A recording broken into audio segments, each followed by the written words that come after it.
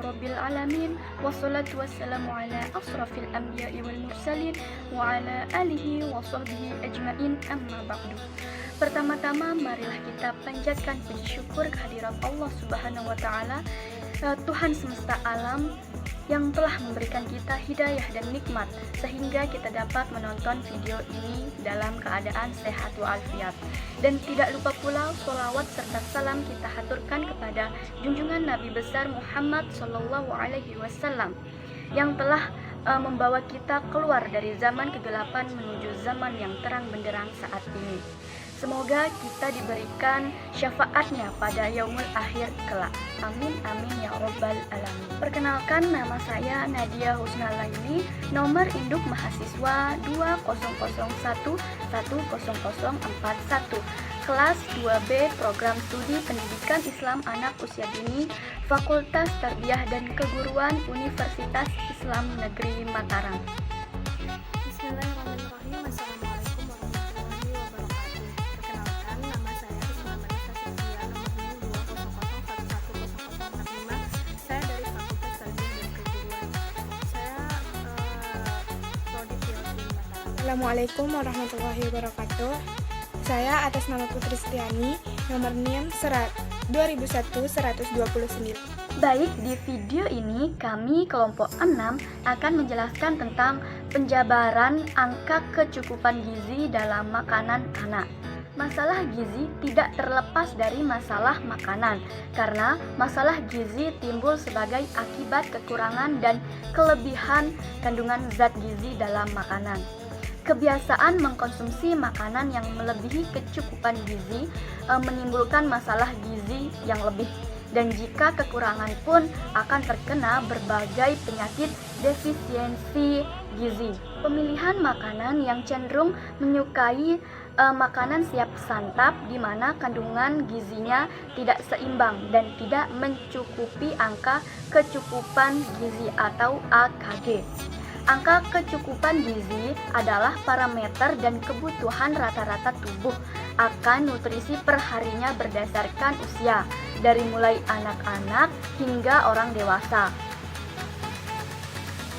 Nilai AKG anak tidak sama dengan nilai AKG yang ditetapkan untuk orang dewasa. Hal ini mengingat antara anak-anak dan orang dewasa memiliki kebutuhan yang berbeda satu sama lain, di samping faktor-faktor lainnya seperti kondisi fisik. Pertama yang A, kecukupan gizi anak usia 1-2 tahun. Sebagai acuan, menurut angka kecukupan gizi atau AKG tahun 2013, status kebutuhan gizi makro harian balita usia 1-3 tahun meliputi energi 100.125 kilokalori, protein 26 gram, karbohidrat 155 gram, lemak 44 gram, air 102.200 ml, serat 16 gram. Sementara kebutuhan zat gizi mikro harian anak meliputi vitamin. Jenis vitamin yang perlu didapatkan oleh anak usia 1-3 tahun yaitu vitamin A 400 mikrogram, vitamin D 15 mikrogram, vitamin E 16 mg, vitamin K 15 mikrogram. Sementara takaran dan jenis mineral yang diperoleh si kecil usia 1-3 tahun seperti mineral kalsium 650 gram, fosfor yaitu 500 gram, magnesium 60 mg, natrium 1000 mg, besi 8 mg. Berbagai mineral di atas merupakan kebutuhan gizi makro dan mikro pada balita usia 1-2 tahun yang perlu dipenuhi agar kesehatan si kecil tetap terjaga.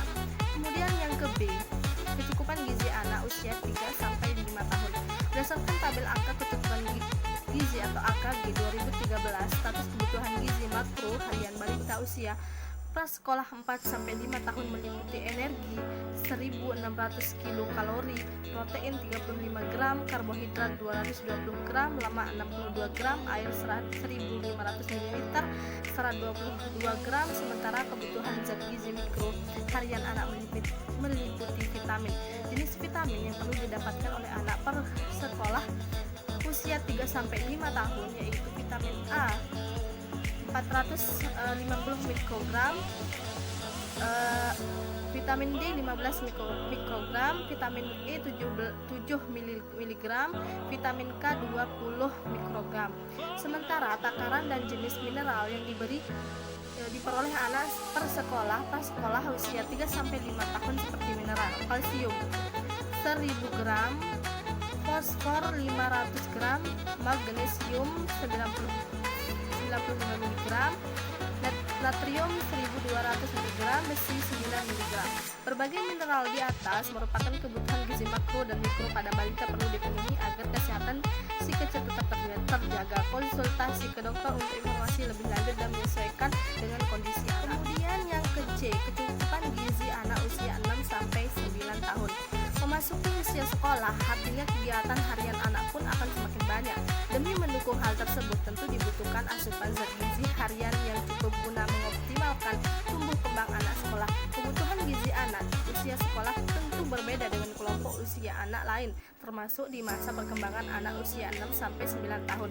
Kebutuhan nutrisi pada anak harus dicukupi dengan baik karena perkembangan kognitif anak, perkembangan fisik anak, serta hal lainnya sedang berjalan. Sesuai angka kecukupan gizi atau AKG dari Kementerian Kesehatan RI, anak usia sekolah yang berkisar di umur 6-9 tahun membutuhkan gizi harian sebagai berikut. Kebutuhan gizi anak sekolah usia 6 tahun. Kebutuhan gizi anak sekolah usia 6 tahun sama untuk laki-laki dan perempuan. Berikut rincian kebutuhan gizi anak sekolah usia 6 tahun yang terbagi menjadi mikro dan makro. Kebutuhan zat gizi makro: energi 1400 kcal, protein 25 gram, lemak 50 gram, karbohidrat 220 gram, serat 20 gram, air 1450 mg. Kebutuhan zat gizi mikro vitamin A 450 mikrogram, vitamin D 15 mikrogram, vitamin E 7 mg, vitamin K 20 mikrogram, vitamin B12 1,5 mikrogram, vitamin C 45 mikrogram. Mineral: kalsium 1000 mg, fosfor 500 mg, natrium 900 mg, kalsium 2700 mg, besi 10 mg, lodium 120 mikrogram, seng 5 mg. Kebutuhan gizi anak sekolah usia 7-9 tahun. Berdasarkan AKG dari Kementerian Kesehatan RI, berikut rincian kebutuhan gizi anak sekolah usia 7-9 tahun yang terbagi menjadi mikro dan makro. Kebutuhan zat gizi makro: energi 1650 kcal, protein 40 gram, lemak 55 gram, karbohidrat 250 gram, serat 23 gram, air 1650 mg. Kebutuhan zat makro yaitu vitamin A 500 mikrogram, vitamin D 15 mikrogram, vitamin E 8 mg, vitamin K 25 mikrogram, vitamin B12 2,0 mikrogram, vitamin C 45 mg. Kemudian mineral: kalsium 1000 mg, fosfor 500 mg, natrium 1000 mg, kalsium 3200 mg, besi 10 mg, lodium 120 mikrogram, seng 5 mg. Pahami mengenai status gizi anak sekolah.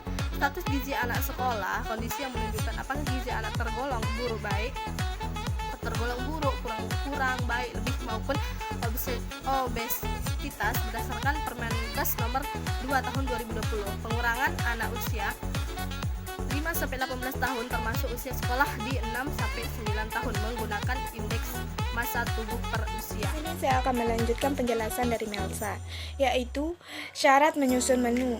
Di sini saya akan menjelaskan dengan singkat. Menyusun menu pada anak sesuai dengan usia anak. Misalkan anak usia 1-2 tahun itu berbeda menyusun menunya. 3-5 tahun, 6-9 tahun, dan 10-12 tahun memiliki berbeda-beda penyusunan menunya. Yang dimana di setiap makanan mereka harus memiliki karbohidrat, protein, dan lemak. Itu pun harus seimbang dan jangan terlalu berlebihan. Masalah makanan pada anak, di mana anak harus mengenal tekstur makanan yang dimulai dari bubur, nasi tim, nasi lemak, nasi biasa, pasta, kentang, tumbuk, dan sebagainya. Secara rutin berikan menu makan baru pada piring yang sama dengan makanan yang biasa. Anak akan makan biasa, anak akan makan. Berikan dia menjilat, mencoba rasa dan tekstur serta mencium bau makanan baru. Namun pengenalan makanan baru tidak lebih dari satu jenis makanan setiap minggunya. Apabila anak belum mau mencoba makanan baru, usahakan tidak memaksa.